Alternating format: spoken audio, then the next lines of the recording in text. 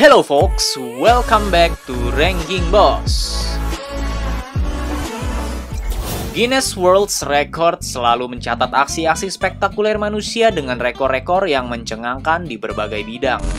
Namun untuk pria yang satu ini rekornya terjadi bukan untuk pentas dunia, melainkan terjadi tanpa disengaja. Adalah Poon Lim, seorang ABK di sebuah kapal Inggris yang terdampar selama 4 bulan di tengah laut di atas sebuah rakit. Di sana ia harus bertahan hidup melawan kerasnya alam. Lalu bagaimana sampai hal tersebut bisa menimpanya? Pada tahun 1942 saat Perang Dunia Kedua terjadi, laut diisi oleh berbagai macam alat dan senjata perang. Inggris Raya yang terkenal kuat di laut saat itu sedang kesulitan. Mereka meminta bantuan kepada RRC. Banyak anak muda dari Tiongkok yang mendaftar untuk menjadi pelaut bagi kapal-kapal Inggris dan Poon Lim adalah salah satunya.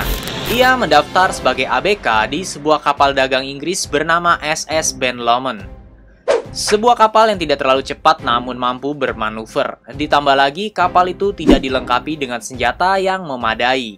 Pada tanggal 23 November 1942 saat SS Ben Lomond mencoba untuk melewati Samudra Atlantik, ia tertembak 2 torpedo dari kapal selam Jerman U-Boat. Kapal itu langsung tenggelam seketika.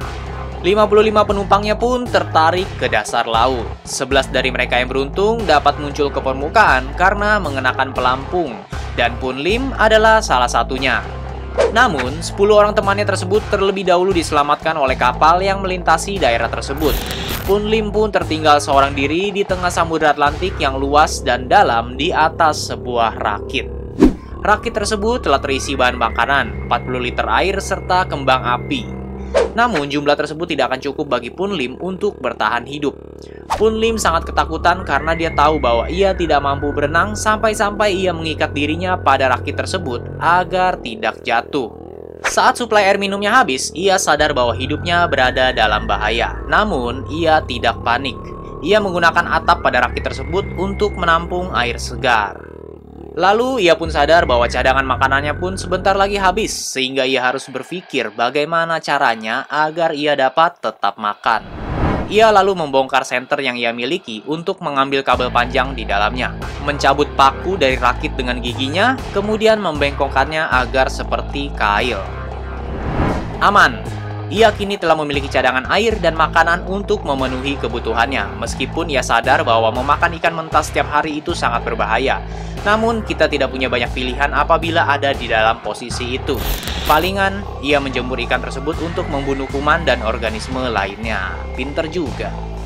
Namun, tantangan Lim tidak selesai sampai di sana. Ia masih di tengah laut. Ia melihat banyak kapal yang melewatinya, bahkan ia melihat kapal selam Jerman U-Boat beberapa kali. Namun Lim melihat secercah harapan ketika ada pesawat yang melewatinya menjatuhkan pelampung untuk menandai tempatnya. Akan tetapi semua itu sia-sia saat ada badai yang datang menerpa Lim. Badai tersebut tidak hanya menghempas pelampung tersebut, namun semua cadangan makanan dan minuman yang telah ia kumpulkan. Saat reda, Lim masih harus menghadapi teriknya sinar matahari.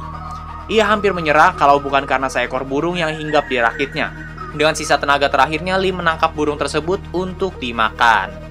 Selama beberapa hari ke depan, burung adalah makanan utamanya. Akan tetapi, hal itu membawa bencana baru bagi Lim. Sisa tulang dan daging burung tersebut justru mengundang seekor hiu untuk datang mengitari rakitnya. Nggak banyak pilihan bagi Lim pada saat itu selain membunuh hiu tersebut.